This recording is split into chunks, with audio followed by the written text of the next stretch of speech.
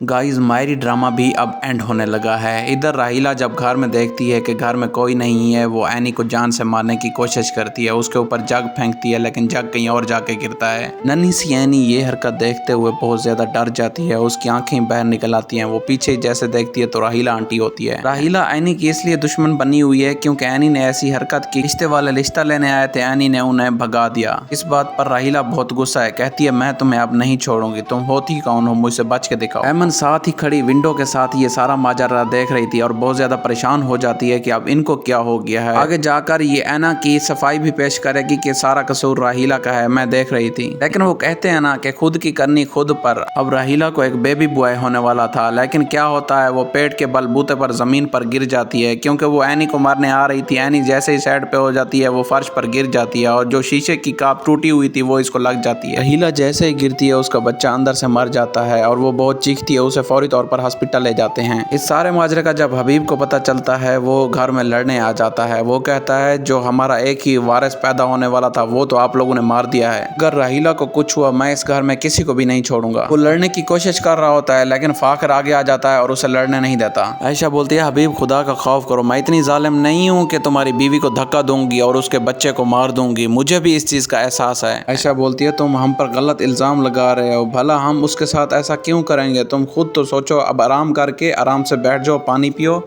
हबीब कहता है आयशा झूठ मत बोलो, ये सारा किया धरा तुम्हारा है, तुम ही सबसे बड़ी उसकी दुश्मन थी, तुमने मेरा जीना हराम किया हुआ है, मैं तुम्हें नहीं छोड़ूंगा। वो आज हॉस्पिटल में पहुंची हुई है, डॉक्टर कह रहे हैं वो सीरियस कंडीशन में है, तो ये याद रखना अगर उसकी ज्यादा तबीयत खराब होगी मैं तुम्हें तलाक देकर इस घर से रुखसत करूंगा। ये सोच लो, दुआएं मांग लो अपने रब से। बहुत ही घटिया औरत हो जिसने मेरी जिंदगी तबाह कर दिया और मेरा बच्चा भी मार दिया है। मैं तुम्हारे खिलाफ कंप्लेंट भी करवा सकता हूँ लेकिन मैं चुप हूँ कि तुम मेरी बीवी हो।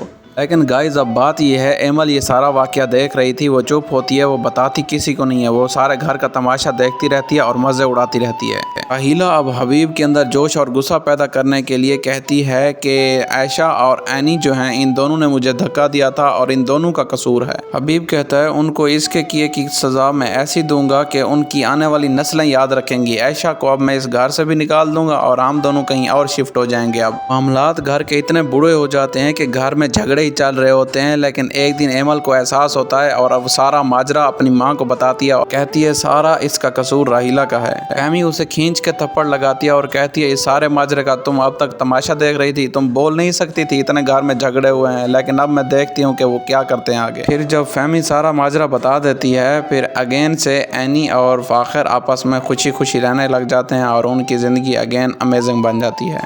अगर आपको हमारी वीडियो अच्छी लगती है तो काइंडली लाइक एंड सब्सक्राइब ज़रूर किया करें।